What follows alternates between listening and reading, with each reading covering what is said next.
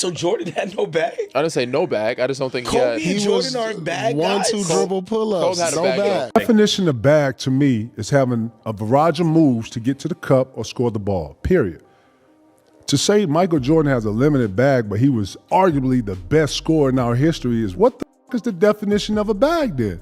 And then if I'm being honest, It's like so many different ways Let me get this off, man. These today don't even know how to score. I have a move and then bring it back and remix it, and it's a bunch of that, bro. We talking about putting the ball in the bucket. They actually went on record and said Michael Jordan couldn't really score. And you really need to sit with that for a second. This is the same man who owns the highest scoring average in NBA history. 10 scoring titles are stamped on his career, 6 championships came with 6 finals MVPs, and yet in 2024, former NBA players jumped on podcasts claiming his offensive game was limited. What happened next exploded into one of the angriest basketball debates in years, with legends who actually guarded Jordan speaking up just to shut this talk down. And it all kicked off on a podcast called No Fouls Given. So Jordan had no bag? I didn't say no bag. I just don't think Kobe he and Jordan aren't bag guys? 1-2 dribble pull-ups. Kobe had a No bag. bag. Kobe. So the other day, P, we want to pull some quotes from you,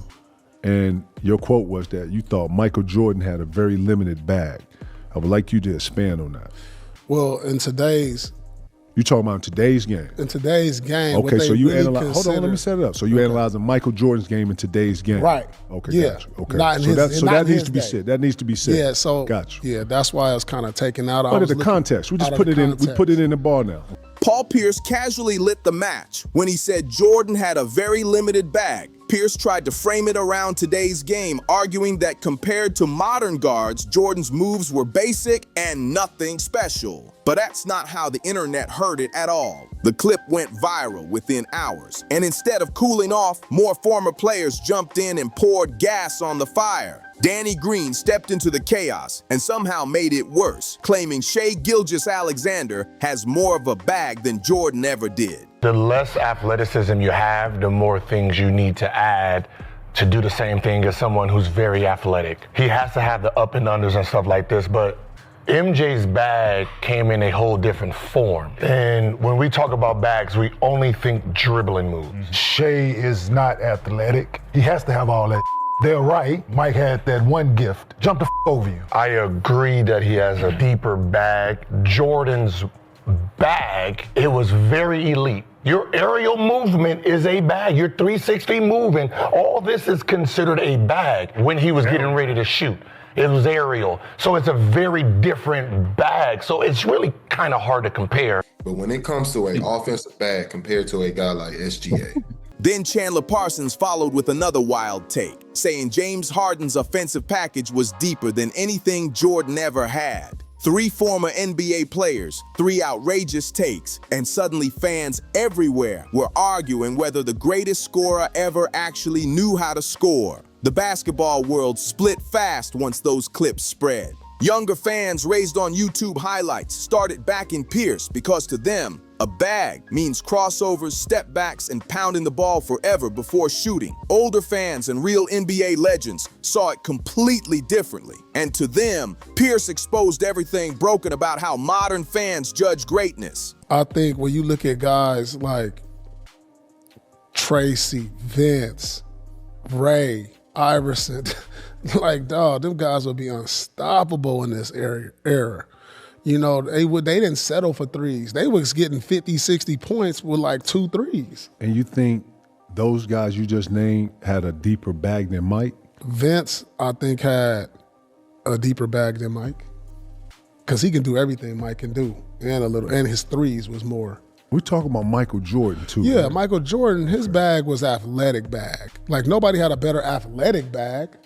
Like in the air, he did too many things. Gilbert Arenas was one of the first to clap back with a breakdown. He cut straight to the point. Arenas admitted something important first. Players like Kyrie Irving do have deeper dribble packages than Jordan. And that part is technically true. But then he explained why none of that actually matters. The less athletic you are, the more moves you need just to get the same result as someone who's naturally dominant. Jordan never needed 15 dribbles because his physical edge and mental control already owned everyone on the floor. He could walk into any building with 2 moves and still drop 40 like it was light work. The definition of bag to me is having a barrage of moves to get to the cup or score the ball, period. To say Michael Jordan has a limited bag, but he was arguably the best scorer in our history is what the fuck is the definition of a bag then? And then if I'm being honest, it's like so many different ways. Let me get this off, man. These niggas today don't even know how to score. A nigga have a move and then bring it back and remix it, and it's a bunch of that, bro. We talking about putting the ball in the bucket. That's what they call a bag, though. Bro, I'm talking about the essence of scoring the ball. Yeah. MJ, his bag was 1, 2, 3 pull up, 1 dribble pull up, getting by you dunking the ball, 3 ball, whatever the fuck, spin, post shit, however you want it, Lord. Like, man, y'all sound crazy on here, man. I think a bag is based around your handles. Man, what are you talking about? That's what the internet feels like it is, and that's why I wanted you to set the criteria. Listen, man, I think a bag they say is all based these around your niggas who handles. got a nigga and beat him, and then remix it, bring it back. To me, that's incompetence. That's not a limited bag. That's peak efficiency at the highest level. Gilbert Arenas kept hammering this point online, making sure people understood the gap between entertainment and effectiveness. Somewhere along the line, modern fans mixed those two up and started believing that dribbling the ball 50 times actually meant better scoring. It doesn't. Scoring is about results, period. And nobody in basketball history delivered better results than Michael Jordan. Once you really break down what Jordan did on the court, the whole limited bag argument collapses fast. Start with the fadeaway jumper Jordan learned from 12-time All-Star Elvin Hayes and turned into the most unstoppable weapon the game has ever seen. As basketball players get smarter, they become more efficient. That's really what it is. Allen Iverson used to be at the top of the key doing all of this. That's what he did when he first came into the league. Then he learned, then the Iverson cut came and they basically ran him across the middle and they go either go or stop. So he didn't have to do all the dancing anymore, became more efficient. MJ, you go back and watch MJ, there's the famous clip of him going between his legs and stopping and dropping when he was doing 61 in the Garden. Or 61 against the Boston Celtics. Y'all seen the video where he's doing this back in '85 and stopping, whopping. He realized he didn't have to burn that much energy. The footwork was clean, the shoulder turn precise, the body bump just enough to create space, and the release came at the peak where nobody could touch it. By the time he reached his final seasons with the Washington Wizards, Jordan was 38 and 39 years old. His athleticism wasn't what it used to be, and he wasn't flying to the rim anymore. But he still shot an absurd... People who know how to score the ball, score the ball. They don't play with food. Like, if you can get to the cup and dunk the ball, you dunk it every time, right? So if you can, you do that. All right, cool. If he cuts you off, you can cross him over, boom, right? A bag is being able to be in traffic and make a traffic decision, and boom, you make it right there. You know, I faced up, boom, he went middle, I saw him middle, I gave it. So, and then on top of it, Michael Jordan was one of the more aggressor offensive players. Oh, man, can't nobody guard that motherfucker today. Mike would grab your face if you tried to jump before him, bro. This nigga would grab your arm. Like, man, listen, man, I'm sorry. I respect every era, and I'm going to keep respecting every era. Y'all need to go back and watch some of that young Mike Jordan. Y'all need to go watch that Mike Jordan who went up against Larry Bird. You know what I'm talking about? That went up against the Pistons. And with physical play, by the way. And was downhill. And when he needed a 3, he could hit a 3. And he hit game winners. And he came back from 15 down in the 4th. And yeah, man, what? And then he was a goon. He was a real nigga. Y'all got me fucked up in here, boy. Y'all better put some respect on Mike's name. Boy, stop saying goofy shit, man. That's goofy as hell. Mike Jordan ain't got a bag, P? Man, stop, man. That same mid-range game Pierce laughed at was actually Jordan's deadliest weapon. 1 or 2 dribbles, straight to his spot. No wasted motion, no wasted energy. Modern players need 15 dribbles to create space Jordan made with 2. And that's not Jordan being limited. That's Jordan being smarter. Jordan's post-game tells a whole different story about how his scoring evolved after coming back from baseball. That comeback forced a full reset. He bulked up to around 215 pounds and became flat-out dominant with his back to the basket. This wasn't the same guy who left the league. This was an upgraded scorer with a brand new layer to his game. Michael Jordan wasn't out there dribbling 1,000 times, to get to the spot. He'd get to a spot and raise. I see it all the time. It was like, I'll be on social media, it was like, LeBron has no bag. It's like, I'm sitting over here with What is that? LeBron has no bag, and I'm sitting like at 50 billion points. At 40 years old, Jordan became the only player in NBA history to average over 20 points per game at that age. And that record still stands by itself. Three-point shooting was never about volume for him like it is today, where guards jack up 8 threes a night. Still, he shot 42% from deep in a season, proving he could hit from range whenever the moment demanded it. Then came the finals shrug game. Jordan drilled 6 threes in the first half alone, setting a finals record at the time, then looked over and shrugged like even he was surprised. No, nobody said he didn't have no bag. Y'all said he had a limited bag. Because he didn't need a bag. He was so Definition of bag. He was so athletic and so much better that he could just one dribble pull up on you. Man. Definition of bag. I think it has something to do with like you got to take 20 dribbles and get the moves off and score. That's what this era is. I can care less about a bag. I ain't saying not having a bag ain't good. Man, you got to have a bag. If you scoring anything over 20,000, 30,000, bro, you got to have a bag. You understand? Because they're going to put the best stopper on you. Did Shaq have a bag? Shaq had a bag? Shaq was winning all dunks. Shaq had a jump hook, a left. Dream had a bag. Fuck out of here. Okay, that's what I'm saying. Shaq dunked the ball majority of the time, but he had a jump hook. He had a left hand. He had a fadeaway. What you talking about? Dream had moved. Could we establish if you're at the top of the scouting report and you're finding a way to score 25, 30 you got a bag. You got a bag? Absolutely. You got I don't know. Well, we got to ask this new generation. Okay. Because the new generation defines it different. The new generation. I think he got a bag, but the way they say it is the like new no bag. generation not educated. Go do y'all education first. That's why they come here. I'm doing this based off the new. This is all based off the new generation, by the way. Okay. So more context that you base it off of what the narrative is. You not spoke to so many young people, you speaking for them.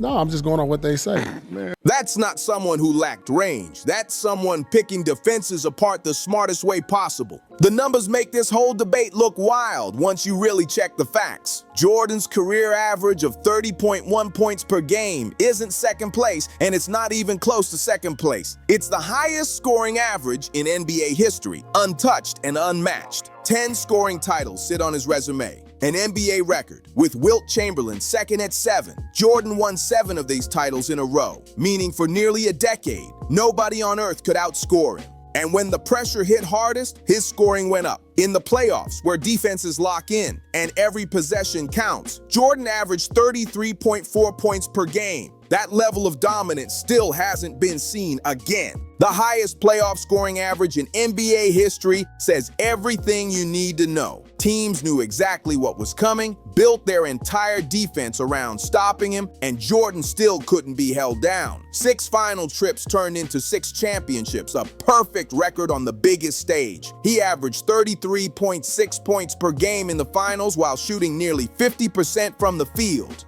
Every time Jordan reached the championship round, he took the trophy and walked off. No Game 7 losses, no lucky breaks, just straight dominance when the pressure was maxed out. His career field goal percentage sat at 49.7%. Elite efficiency on massive volume against defenses designed specifically to shut him down. Modern players with deep bags and flashy dribble combos would love that kind of efficiency, but most don't even get close. The era Jordan played in was a different world, and the limited bag crowd always skips that part. Hand checking was legal, meaning defenders could put hands on you and physically steer you wherever they wanted. Above the free throw line, Jordan was getting pushed, grabbed, and bumped every possession. Fancy crossovers don't hit the same when a defender's hand is on your hip, forcing you toward help. The league didn't fully ban hand checking until the mid-2000s, and the impact was instant. League scoring jumped from around 93 points per game to over 97 almost overnight, with the same players suddenly scoring more because defenders couldn't touch them anymore. Kenny Smith broke it down perfectly when he said, "The hand check rule is the biggest reason players from Jordan's era would dominate even harder today. Modern guards need complex dribble packages because they're creating space without contact. Jordan created space while defenders were literally pushing him around. He took physical punishment that would get players tossed from today's games. Over 30 points per game for his career came against that level of defense." Pierce, talking about Jordan having a limited bag, ignores the most important context of all. Today's players have never dealt with what Jordan faced every single night. They've never had to score against defenses that could legally put hands on them, push them, bump them, and make every possession a battle. That part always gets skipped when people talk about eras. Richard Jefferson added another angle that really matters because he played in both eras and understands something basic about basketball: evolution.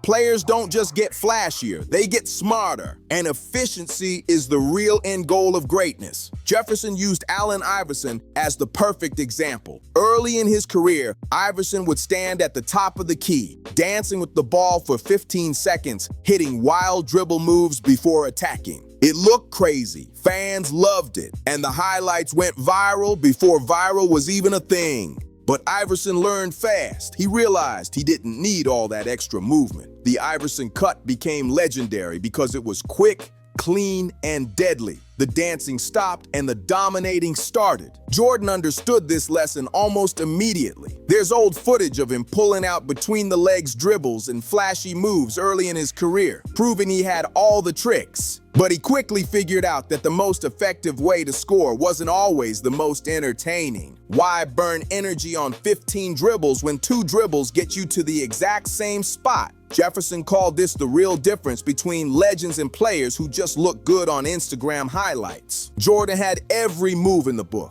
but he also had the brains to only use what was needed. That's not limitation, that's pure mastery. And when you compare the numbers, the limited bag argument falls apart fast. Kyrie Irving is widely seen as one of the most skilled ball handlers in NBA history. His dribbling package is elite, nobody debates that. But his career scoring average sits at 24.7 points per game, which is a full 6 points lower than Jordan's career mark. 6 points per game over an entire career is a massive gap. And all those creative moves still don't touch what Jordan did with the so-called basic game. Chandler Parsons threw James Harden into this debate, saying Harden had a deeper bag than Jordan. Harden's 28,000 plus career points are impressive, no doubt, but he played more seasons to get there. Totals matter, but context matters more. Harden never won a championship as the clear best player on his team. All those step backs, Euro steps, and highlight moves added up to 0 rings as the main guy, while Jordan went 6 for 6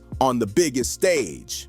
Shai Gilgeous-Alexander is having an unreal season right now. And Danny Green said his bag is deeper than Jordan's. One great season doesn't erase 15 years of nonstop dominance. Jordan didn't just have one hot year or 5 good runs. He was the best scorer in basketball for over a decade straight. That kind of level has to be held for years before these comparisons even make sense. Somewhere along the way, the word bag lost its meaning. It used to mean skill and versatility, but now it's code for how many extra dribbles you can do before shooting. Flash started to matter more than results. LeBron James, stepping into this debate earlier this year, shows how out of control it got. LeBron and Jordan are always framed as rivals in the GOAT talk, but even that moment proved how wild this conversation became. People saying Jordan had a limited bag was too wild for even his biggest rival to let slide. LeBron stepped in and pointed out the obvious. Jordan wasn't out there dribbling 1,000 times just to get to his spot. He got there fast, rose up, and cashed the shot. Funny enough, people say the same nonsense about LeBron online too. LeBron explained how absurd it sounds when fans claim he has no bag,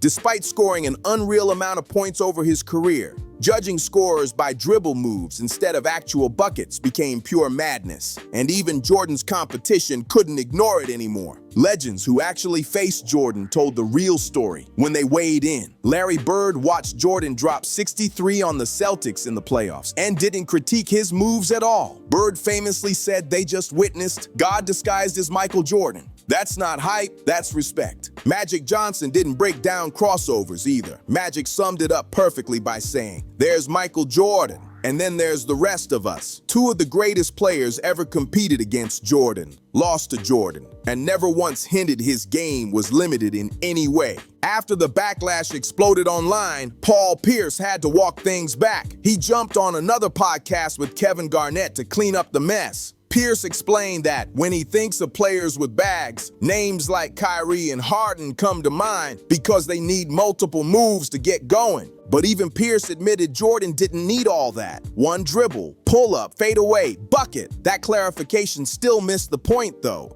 Dominating with fewer moves doesn't prove limitation, it proves superiority. Doing more with less effort makes Jordan better, not worse. Needing 15 moves to do what Jordan did with 3 isn't a flex, it's an admission. And here's the real kicker. Even with today's deep bags and rules favoring offense more than ever, none of these modern players average 30 for their careers, none have 10 scoring titles, none average over 33 in the playoffs. That debate ends right there. The players with the deepest bags in today's game still can't match what Jordan did with his so-called basic game. This whole controversy exposed something major about modern basketball thinking. Style started to outweigh substance, and looking cool became more important than actually getting buckets. Dribbling for 15 seconds into a tough shot somehow gets more love than 2 hard dribbles to a clean spot and an automatic jumper. 6 championships don't lie, period. A perfect finals record doesn't lie either. 32,292 career points and the highest scoring average the league has ever seen tell the real story. The legends who actually battled Jordan and felt that pressure firsthand aren't lying when they defend him. Jordan had every move you could ask for. The fadeaway, the post game, the mid-range, and the 3-ball when it was needed. What made him different wasn't flash, it was brains and efficiency. He only used what was necessary to dominate, and the results speak louder than any highlight reel. Gilbert Arenas summed it up perfectly when he said Jordan's bag was better than everyone else's in his era. He could walk into any arena with 2 moves and drop 40 on you like it was nothing. Nobody gets to call your game limited when that's the outcome. Jordan's bag was never the issue. The real problem was defenders couldn't stop him, and that's the truth. The greatest scorer ever didn't need podcast validation because his legacy was already locked in banners and record books nobody else will ever touch.